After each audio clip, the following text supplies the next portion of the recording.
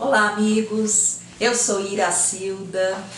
Estamos aqui hoje para falar com vocês sobre um tema muito importante. Bom, eu sou Elias, marido dela, né? Nós estamos juntos há 41 anos, casados há 37, né? E temos quatro filhos. Né? Quatro filhos maravilhosos. Tudo marmanjo hoje, todos casados, são 2 homens, 2 mulheres, todos estão casados, encaminhados na vida, e nós estamos vivendo a síndrome do ninho vazio. Bom, o nosso tema é a arte de viver em família, não é isso? Então nós vamos conversar hoje sobre a arte de viver em família. E eu quero começar com você, deixa eu chamar meu computador aqui que está nos ajudando. Nós vamos começar essa abordagem com vocês discutindo um pouquinho de fundamentos da doutrina espírita, para a gente trazer isso para compor o nosso diálogo. Então nós vamos conversar primeiro sobre planejamento reencarnatório. Aquilo que a gente vê lá na questão 258 do Livro dos Espíritos, que está muito bem delineado pelo André Luiz, naquele caso Segismundo, com base nesses textos e no que os Espíritos trazem para a gente de informação a respeito desse outro lado, a gente tem mais ou menos uma noção de que pelo menos aqueles de nós que já temos um pouco de consciência, de consciência do nosso papel na vida e no mundo, dos nossos planos pessoais, projetos de vida pessoais, aqueles de nós que temos essa condição, nos é dada a possibilidade de certo modo, interferir no planejamento da nossa vinda para esse mundo. Em André Luiz, no nosso lar também, tem um caso muito interessante da mãe do André Luiz planejando a própria encarnação. Então como regra geral, aqueles de nós que já têm um nível de consciência mais desenvolvido, têm como cooperar no planejamento da sua própria vinda à Terra. E pegando uma carona lá com o André Luiz, né, a gente sabe que a gente pode inclusive articular mais ou menos quem serão nossos filhos, a gente pode articular, por exemplo, a nossa vida a dois, com quem que eu vou voltar nessa vida, apesar de que o Simonetti tem um livro muito bom que ele chama o Plano B, que mostra com um casal que planejou vir juntos e que depois se desencontraram e acabaram tendo que buscar plano alternativo porque um deles se desviou da rota e o planejamento ficou abandonado. Então às vezes a gente planeja, mas uma coisa é o planejamento da viagem, outra coisa é a execução.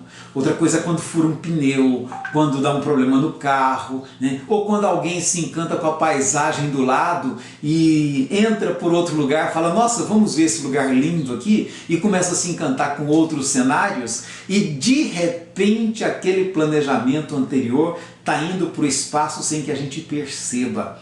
Então, planejamento reencarnatório, a gente tem que entender que é planejamento. Emmanuel chama a atenção, fala, uma coisa é o projeto da viagem, outra coisa é a execução. Então nós não podemos perder isso de vista quando a gente fala de vida em família, né?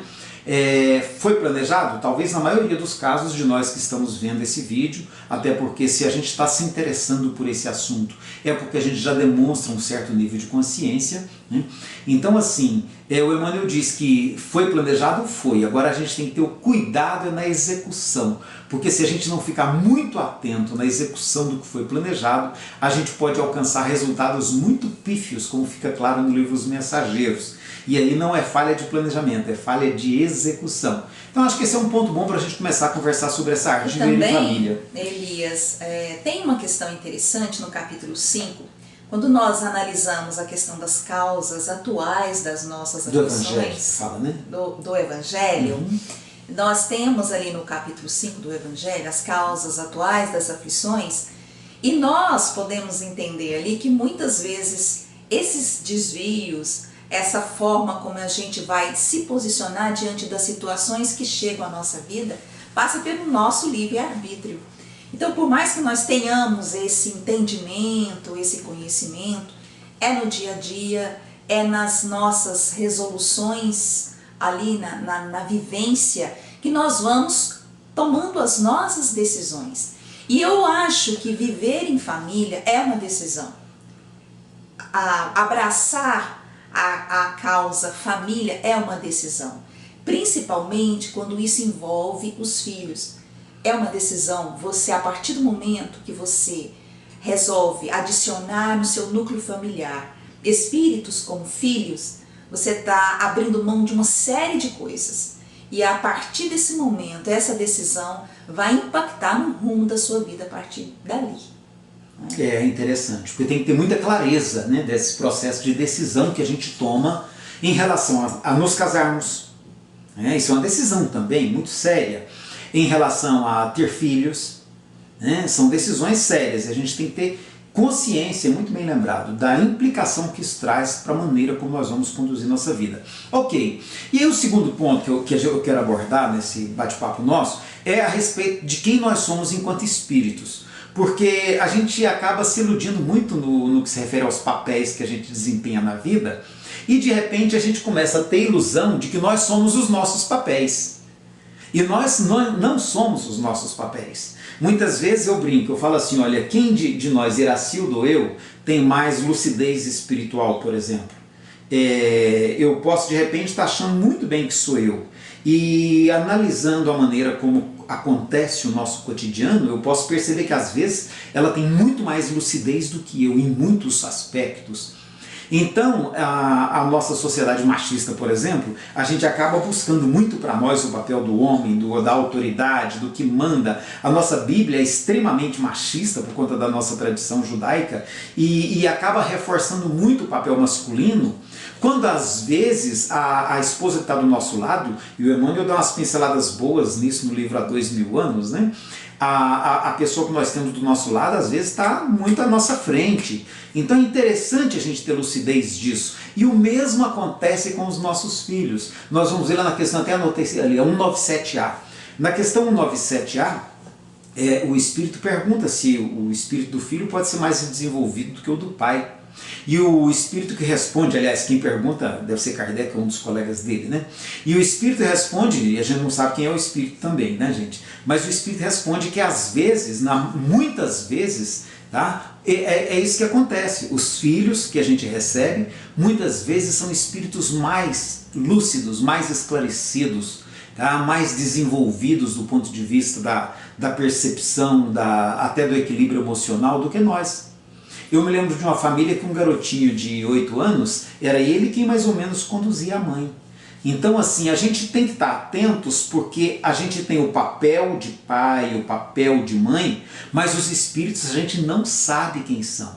E muitas vezes nossos filhos é que tem muito mais a nos oferecer do que a gente imagina. Em particular, eu digo que aqui na minha casa a gente recebeu alguns filhos que a gente olha para eles com respeito, porque eles têm uma estrutura, uma lucidez espiritual que eles nos ensinam muita coisa. Até porque, Elias, tem uma questão interessante. Se a gente mudar a nossa perspectiva, não há uma hierarquia, quem está em cima, quem vem depois é porque está embaixo, não é isso. Então, nós apenas viemos na frente como pais nessa encarnação, porque nessa encarnação a responsabilidade de agir como pais é minha e do Elias. Não quer dizer que porque eles vieram depois, são espíritos em condições inferiores à nossa, né? Então, isso é muito sério, porque muitas vezes nós usamos dessa questão de ter autoridade materna e paterna de uma forma errônea. E nós acabamos cometendo abusos, nós acabamos cometendo deslizes, exageros na condução do nosso papel de educador diante dessas almas. E aí, Iracildo? Nesse papel que a gente tem, nessa tarefa, né, de ser pai e mãe dessas almas, né? Eu posso dar uma pinceladinha do educador? Porque, gente, a gente tem a ideia de que nós educaremos nossos filhos. É essa visão que, historicamente, que culturalmente a gente construiu, né? Nós aqui temos o papel de educar os nossos filhos. E será que é isso mesmo?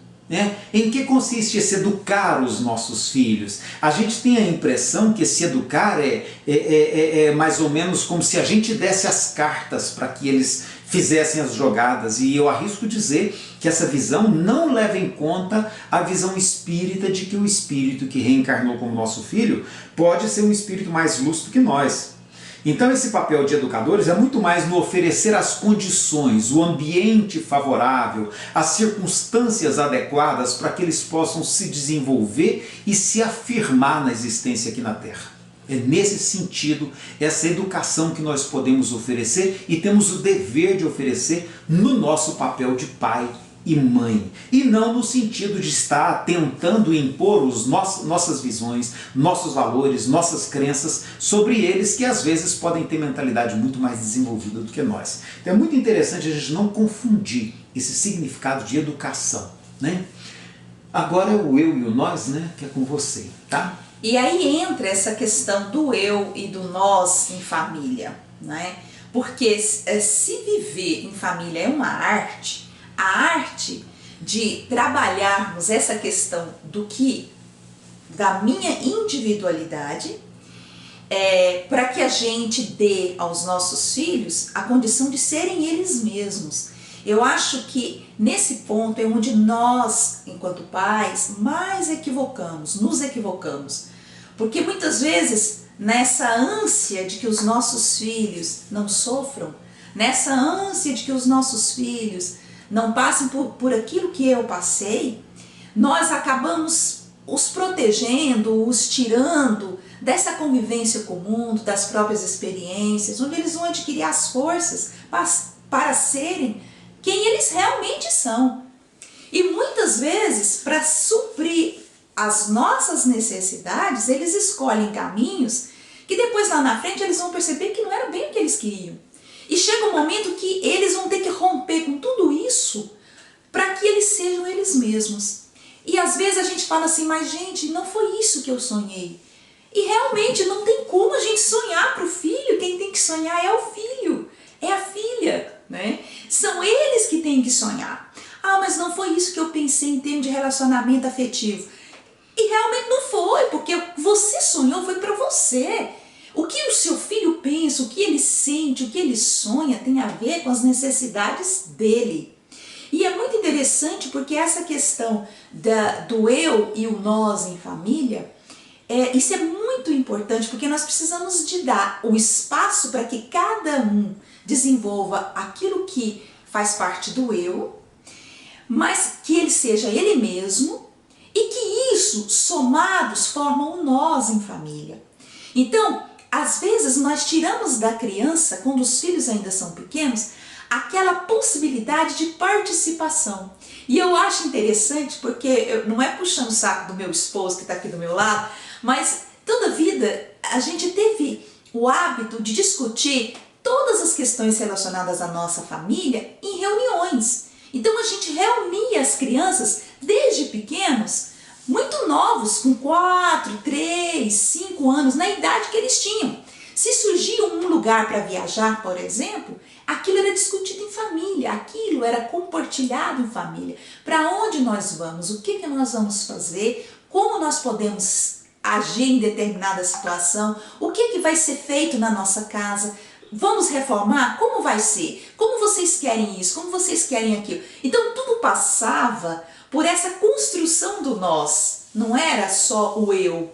Então tudo tinha que passar por essa esfera do nós, porque o nós é o que vai fortalecer os nossos vínculos familiares.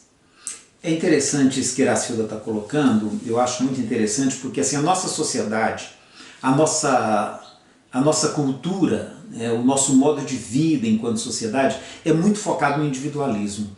E é muito comum a gente repetir essas experiências no ambiente familiar. Então, por exemplo, é muito comum a gente fazer um quarto para cada filho, com uma televisão para cada filho, com a privacidade para cada filho, um computador para cada filho. É muito comum que na maneira de conduzir a nossa família, a gente repita o individualismo que rege a nossa vida social. E isso é muito delicado. Eu me lembro que quem me chamou a atenção para isso, sobre certos aspectos também, deixa eu devolver agora a ela, né, o elogio. Eu me lembro que quando foi para a gente comprar o primeiro velocípede, ela falou, meu bem, não vamos comprar 2 velocípedes, vamos comprar um velocípede daqueles que tem garupa, para que os nossos filhos aprendam a brincar um com o outro. né? Para que eles aprendam que a brincadeira é mais divertida quando é de dois, quando é de três, quando é de grupo, do que individualmente, né? Para que eles não tenham muito hábito de competir entre si, mas pelo contrário aprendam a cooperar um com o outro. Então achei muito interessante, foi uma experiência que ela me deu logo no início da nossa vida, né? E que eu achei muito interessante, porque chamou minha atenção para essa importância do construir o nós. Então esse nós ele é construído no cotidiano, na vida de relacionamento, né? E é esse nós que vai dando para a criança a segurança de que sabe que pode contar com os demais na hora que ele precisar, né? E ainda assim não é fácil. A gente foi descobrir muito depois, por exemplo, que ainda assim teve coisas que os nossos filhos não tiveram coragem de conversar conosco. A gente agora que eles são adultos, aí a gente tem uma nova perspectiva, eles já são mais abertos, já são mais emancipados. Qual a nossa surpresa ao perceber que mesmo com todo o clima de nós que a gente construiu na nossa família, ainda teve questões nas quais eles se sentiram sozinhos, sem condições, sem coragem de confiar em nós para abrir seus dramas interiores. Então é muito interessante essa questão do eu e do nós, que Iracilda aqui levantou, né? Porque eu acho que a gente precisa estar muito atentos. Nós estamos no mês do suicídio agora. Quanto mais esse grupo conseguir se somar do ponto de vista de apoio recíproco, maiores as chances de cada um de nós, porque nós também temos os nossos dilemas interiores, de cada um de nós se apoiarmos nos outros para que a gente se fortaleça todos, todo o conjunto, todo o grupo familiar. E no capítulo 14 do Evangelho, numa lição que eu acho maravilhosa, que é a ingratidão dos filhos e os laços de família, Santo Agostinho traz para nós essa questão de que os pais é que devem, desde tenra idade, se preocupar com a questão do orgulho e do egoísmo, porque nós já trazemos isso. Se nós reencarnamos, é com esse objetivo, de trabalhar esse orgulho e esse egoísmo. E se reencarnamos em uma família, temos essa oportunidade, é aí que isso vai se manifestar. E mesmo nesse espaço que o Elias estava falando, de uma convivência tão efetuada em grupo, em família, com tanta coisa maravilhosa, nós tivemos, passou por nós, despercebidos em alguns momentos, situações em que dos nossos 4 filhos, 2 pensaram em suicídio. E eu quero registrar isso aqui porque a gente pensa que isso só acontece na casa do outro, na casa de alguém lá fora. Mas não, às vezes está perto da gente e a gente não pensa. Principalmente na fase da adolescência, quando os valores estão sendo formados. Porque nesse momento da adolescência são inúmeras questões que surgem. E no caso dos nossos filhos, foram problemas afetivos, problemas de autoaceitação, problemas relacionados a questões da faculdade. Então, assim, várias questões que ocorreram e que às vezes, por mais que nós estivéssemos ali acompanhando de perto, passou despercebido por nós. Então eu chamo a atenção para essa questão e nós precisamos estar atentos, porque pode estar acontecendo do nosso lado e a gente não está percebendo. E aí, gente, com relação a isso, eu acho que o nosso próximo tópico entra nesse assunto, que é a questão de dar significado, tá? De dar significado à vida em família, tornar a vida família, a experiência da vida em família agradável, né? Prazerosa, sabe? Eu acho que isso é fundamental. E olha que mesmo com isso, o risco existe, os problemas acontecem, os desafios estão postos, né? Então eu quero colocar essa questão do dar significado à vida familiar, porque, assim, às vezes são coisas pequenas. Eu estava até comentando aqui com minha esposa, quando meu pai, a gente era criança ainda, meu pai pedreiro, uma família numerosa, então a nossa condição era bem difícil do ponto de vista econômico, mas meu pai se dava o trabalho de, nos finais de semana, sair para passear conosco, para levar a gente, por exemplo, nas obras onde ele trabalhava como pedreiro e mostrar para a gente a grandiosidade daquela obra onde ele estava trabalhando. Aquilo para nós era lindo. Nós vimos Congresso Nacional, nós vimos Teatro Nacional, nós vimos a construção da Catedral em Brasília, família. Isso é passeio de criança, né? Mas era a maneira simples do meu pai. E aquilo para nós era maravilhoso. A gente, como criança, se esbaldava naqueles passeios, né? Então, são maneiras. Levava a gente para passear em rio, levava a gente para passear jardim zoológico. Então nós temos o desafio de construir um ambiente familiar que seja prazeroso, que seja agradável para os nossos filhos, para a nossa vida familiar, para a nossa vida a dois agora, para que a vida valha a pena, porque isso não é automático, isso não acontece por acaso. Isso é a gente quem constrói com a maneira como a gente conduz o nosso dia a dia. E há uma questão interessante também, dá significado à nossa vida a dois agora, sem os filhos. É outro desafio. Que é outro desafio. Então agora nós não temos mais os filhos em casa. Como não temos netos ainda, estamos vivendo agora uma nova realidade. Eu estou tendo que me redescobrir, né? O Elias também, e nós nos redescobrimos enquanto casal. Voltar a fazer passeios só nós, voltar a ir ao cinema, só nós dois, né? Porque hoje nem se quiser, não tem como conciliar os filhos para fazer os passeios. Então nós tivemos que manter viva essa união, né? Digamos assim, essa afetividade entre nós dois enquanto casal, né? Porque se a gente não deixar que essa afetividade participe da nossa vida a dois, nós vamos nos perder, vamos nos distanciando, e quando percebemos, não encontramos mais sentido na vida, né? E a velhice, ela chega muito rápido, né? Nós estamos só, a partir de agora, caminhando para a velhice, né? E isso traz para nós novas experiências, novos desafios. Então, nesse momento, gente, vem novamente esse desafio, né, de tornar agradável essa nova fase da nossa vida, da nossa experiência a dois. E na vida cotidiana, né? E na vida cotidiana, nos menores detalhes, no almoçar junto, no café da manhã, sabe, na maneira como a gente se relaciona, às vezes na maneira como a gente contorna os pequenos obstáculos que a vida inevitavelmente apresenta para nós. E por último, nós queremos trabalhar a questão da autonomia, sobretudo do ponto de vista, tem uma autonomia que é de cada um aqui também, né? Mas sobretudo do ponto de vista da autonomia dos filhos, que eu acho que é o aspecto mais importante. Como a gente conversou lá no início, às vezes a gente, que é pai e mãe, a gente tende a sufocar nossos filhos com os nossos projetos pessoais. A gente tende a querer que eles realizem as expectativas nas quais nós nos frustramos. E isso é muito grave, porque a gente cria uma expectativa e fica alimentando a vida na esperança de que eles atendam a nossa expectativa, e não as expectativas que eles mesmos tenham trazido com eles da sua experiência espiritual, da sua experiência pretérita. Então é muito sério quando a gente constrói expectativas e quer que eles se amoldem a elas, né? E nem sempre a gente consegue devolver a eles, dar a eles a autonomia de que eles necessitam para se afirmar na vida enquanto espíritos que são tanto quanto nós. E a Iracilda selecionou um trecho aqui do livro Ceifa de Luz do Emmanuel, que eu achei muito interessante. Nós queremos encerrar com esse trecho. Na lição 4, Seres Amados, ele diz o seguinte: assim como estamos em luta a fim de sermos um dia o que devemos ser, aprendamos a amá-los como são, na certeza de que precisam, tanto quanto nós, de auxílio e encorajamento para a necessária ascensão espiritual. Nunca exigir-lhes o impossível, nem frustrar-lhes a esperança.